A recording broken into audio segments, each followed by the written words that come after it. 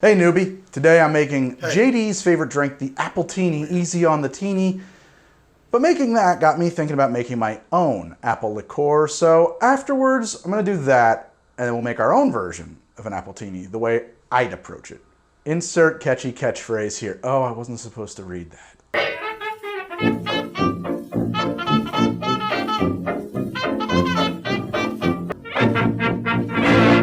Scrubs ran from 2001 to 2010, and I think it's pretty fair to say that for basically a generation of TV viewers, it's a staple. It's top-notch, prime viewing content, some of the best that early 2000s, network television has to offer, and I am sadly not one of those people. You know, I like it fine. I have caught plenty of episodes just by happenstance over the years, and I've enjoyed them. I've just never really been bitten by the Scrubs bug. It was always just kind of a thing I stumbled onto, and then when I did, I'd give up channel surfing and watch. Oh, but maybe I have been missing its sharp-biting comedy and brilliant, subtle skewering of doctors and their zany workplace shenanigans. Nah. But hey, it's a very popular show, and who cares what I think? You really shouldn't care what I think. Appletini, please. Easy on the teeny. I've honestly got no idea what easy on the teeny means. Nick over at Cocktail Chemistry, he decided that it must mean that JD prefers his drink to be balanced in favor of Apple Liqueur over vodka. And that makes sense. That's not crazy to me. I'm just gonna disregard it because honestly, I kind of think it's just a throwaway line. I hope I'm not going to piss off any Scrubs superfans here. I know I'm going to piss off some Scrubs superfans here. I really think it's just a throwaway line designed to squeeze a joke out of JD being fussy about how he likes his decidedly lowbrow cocktail to be made. And that nobody in the writer's room actually paid attention at all to what it meant that he preferred his drink to be easy on the teeny. But if you were in that writer's room and you did heavily weigh how JD liked his Appletini to be made, I'm very sorry. The drink that we repeatedly see him drink on the show, and I mean, it's funny, right? Doctors drink a lot.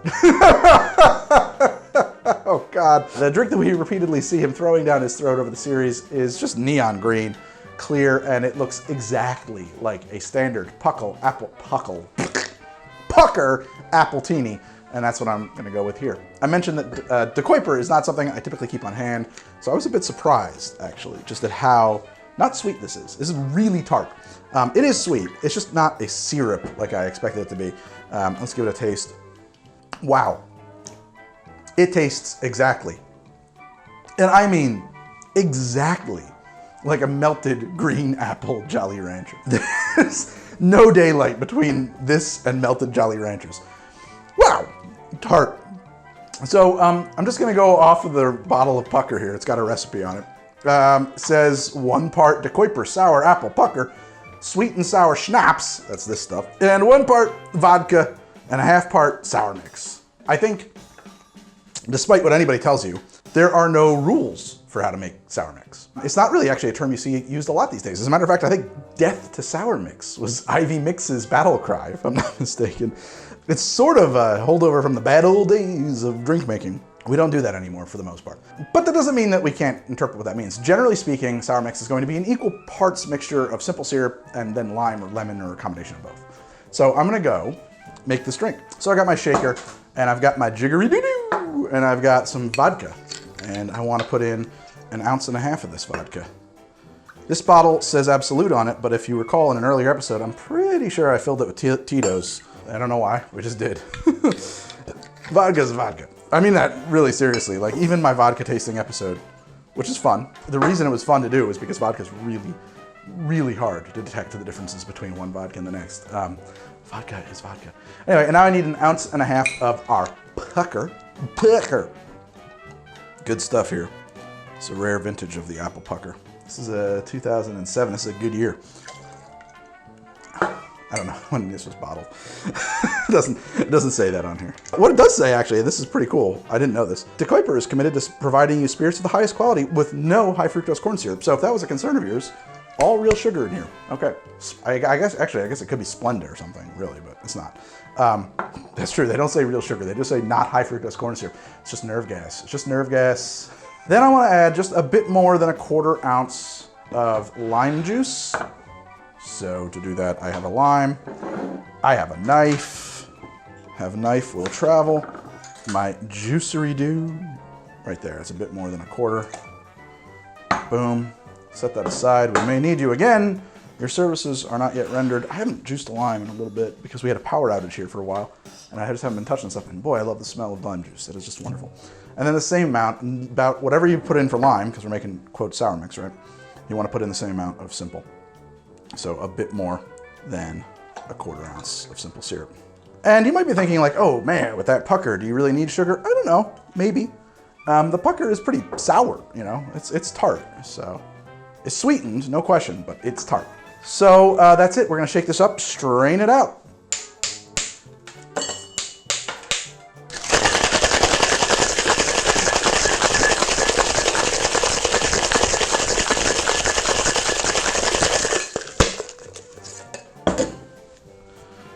I got a Nick and Nora here, and we're just gonna do a quick double strain, speed pour kind of thing here. You know, JD's might not have even had the simple and the lime.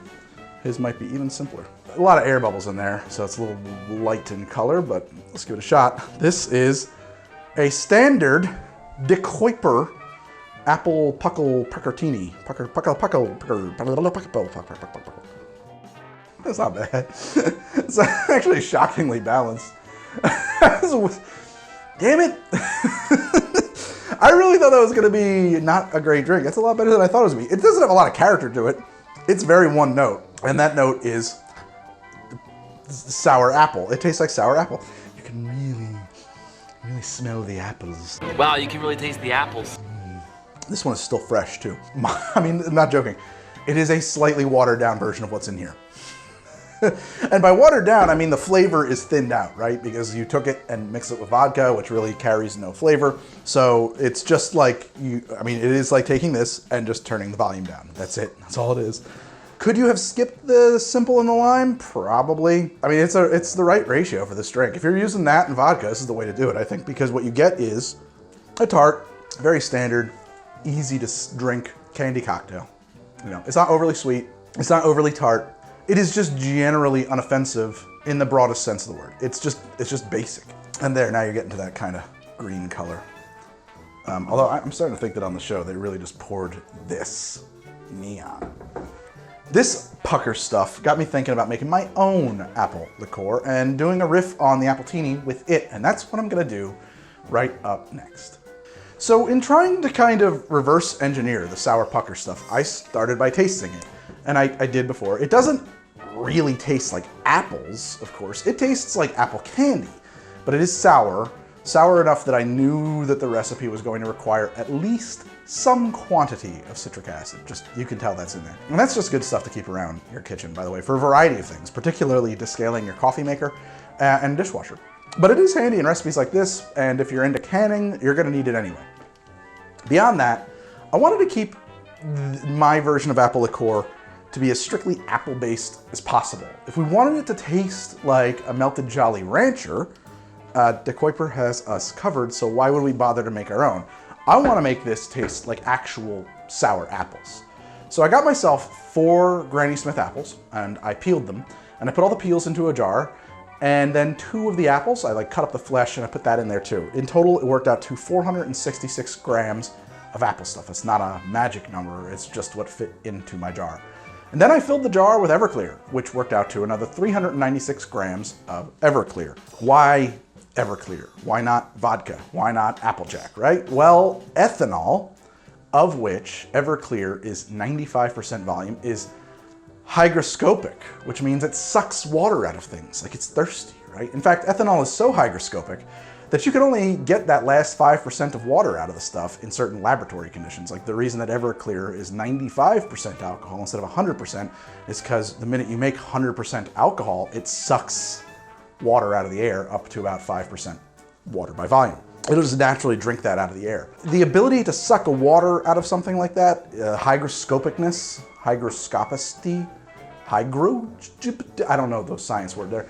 But that hygroscopic quality is how you get an infusion to work. The better you are at sucking the water out of the apples or of the strawberries or whatever, the better a job it's going to do of completing an infusion and absorbing flavor. So the higher concentration of ethanol we use, the better an infusion we're going to get.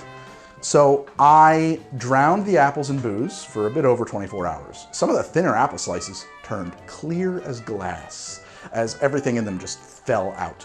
Then I took the whole thing and I strained it into a bowl through a sieve and gave the apple parts a reasonable squeeze where I could to get everything else out of them. The infused liquor now weighed 440 grams, meaning we have added about 44 grams of apple essence to our Everclear. So next, I just need to sweeten it and deproof it and add the citric acid till it tastes right. I mentioned before that Everclear is 95% ethanol. Pucker is 15% ethanol. So if you do that math, and I hope I did it right, we need to mix our infused Everclear with non-alcoholic stuff at a ratio of 5:1 to get it down to 15%. So I started with the sugar, adding 444 grams of plain white sugar, and then I added another 1,100 grams of cold water. That does it for the ratio. It gets us right down to about 15%. Dropped that into an immersion blender and blended it until the sugar was fully dissolved. It's not super easy to tell when that is using this technique because while you're blending, you're gonna be jamming a bunch of air bubbles in there and then that's gonna make it look cloudy. So just keep going. It takes a few minutes of that and the sugar is completely dissolved. I tasted it and let me tell you, it tasted like apples. So, I mean like very much apples. Didn't really have any tartness to it, but it tasted like apples. I added citric acid 2 grams at a time, tasting as I went, and felt that about 6 grams of citric acid worked just fine. Got us a nice tart bite. Not the same as this, but its own thing. The batch that I put together, all those numbers, worked out to being a bit more than 2 750 milliliter bottles. So feel free to divide that in half or by 4 to make even less. This is the natural color of the apple infused, my apple liqueur. This is what it would look like if we didn't color it. I threw a couple of drops of green food dye in there and it came out like this. I'll put the pucker right next to it. The pucker, you can tell just by looking at it that there's a certain amount of yellow, number 5 in there. It's also clearer. It's a different kind of thing. I poured these through a coffee filter as well, by the way. So there's really no particulates in there, or whatever there is really small. So why don't we taste the apple liqueur that I made, and I'll tell you exactly what it tastes like real quick here. This is Greg's Apple Liqueur. It smells like apples. As soon as you smell it, it smells like fresh, like you just cut into an apple and jam your nose in it. It's really awesome. It tastes like an apple. That's good. That really tastes like an apple. Very pleased with it. Putting it next to this, maybe you want it a little bit more than 6 grams of citric. You might even double it, but it's got enough bite in there that it works. It's balanced. Maybe you don't want it balanced. Maybe you want it to be really puckering. In that case, just keep adding citric acid until it's where you want it to be.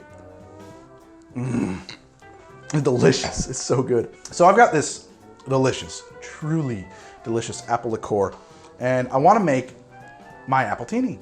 My first thought was to grab vodka, but that's really just adding ethanol and water to this thing, and if I had wanted to do that, we could have just deproofed this a little bit less to land it at the level of an Appletini and called it a day. We'd be done. So screw that.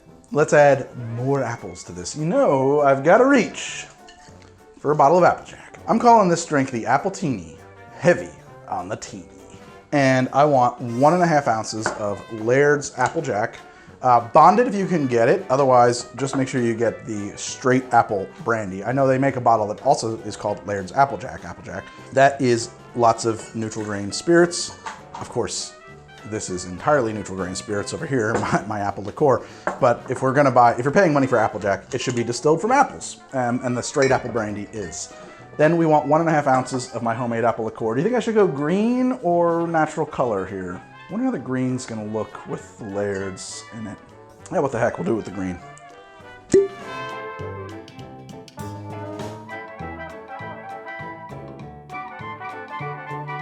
I want a 1/4 ounce of lime juice. Strictly speaking, I don't know if this is totally necessary to the drink. I think that maybe the lime juice could be swapped out for bitters. I think that bitters could work here too. Some orange bitters or heck, celery bitters? I don't know.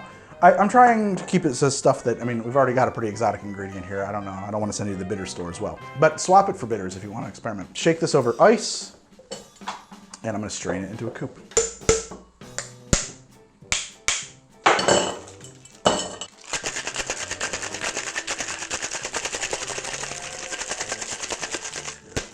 This is a coupe I used to use on the show all the time. I haven't used it in forever. It was sitting there on a shelf. I thought, what the heck, let's use it. Got it at like a garage sale or something. I think that green food dye was a good call. Whoa, it hits your nose, man. It smells like apples. That is intense. I think I want to garnish this with a couple of maraschino cherries. I haven't used those on a drink in a while. This is not a drink that will hate them. Why not? Don't keep your maraschino cherries in the fridge, by the way, if you have the good ones. They will stay totally just fine right here on the counter. And there it is, my Appletini, heavy on the teeny. Let's see how this sucker is. Ooh, that's good. Oh my. I love that. It tastes like apples. It tastes like wrapping your mouth around an entire orchard of apples and just sucking the essence out of all of them. Oh my God. That is delicious. It just tastes so fresh with a little bit of tartness, a little bit of bite. Booze is in there. This is not a weak drink. It might even want a little drop of sweetness, honestly. I'm just gonna test that because I feel like some of the flavors are muted. Sometimes a little sugar can wake that up. Oh my God, it's good. It is a glass of apples, but not apple juice. It doesn't taste like apple juice. It tastes like a apple cocktail. And honestly, in a way that just like drinking Applejack doesn't. Applejack definitely has apple essences in it, but on its own, doesn't really taste like apples. It's very dry. It tastes like oak. It tastes a little closer to whiskey, honestly. But you can tease the flavor of apples out. And I think our liqueur here is helping tremendously with that. This, it just tastes like you just peel an apple and smell it, or cut off a piece of apple, crunch it up in your mouth. That's what this tastes like. It's delicious. I'm very pleased with it. I'm gonna call this the Appletini heavy on the teeny, though maybe it's an Appletini heavy on the apple. And of course, cherries always go good. Oh man. The taste of the Appletini on the cherry skin is great. Wow. What a combo. Ooh, delicious. You know what? I'm on Twitter at How to Drink. I'm on Instagram at How to Drink. I have a Patreon at patreon.com/howtodrink. I have a second channel called H2D2. I'll put a link down there for that, but I am also on Twitch pretty actively, usually a few times a week, at twitch.tv/Greg from HTD. On Thursday nights, we're doing tabletop role-playing games at 9 p.m. Eastern. Just kicking off Cyberpunk this week. We just wrapped up a bunch of D&D and doing other things from the bar in there. It's a lot of fun. I hope you'll check out my Twitch. I would love to see you there. We'll chat, we'll rap about stuff. It'll be great. We'll sit down, we'll chit chat. Delicious. I hope you like the show. If you like the show, do the things, the liking and the subscribing and the commenting. Cherry shoot. The best thing you can do for a YouTuber, honestly, if you want to support the show, is watch a lot of my show. Don't stop watching. A little desperate of me.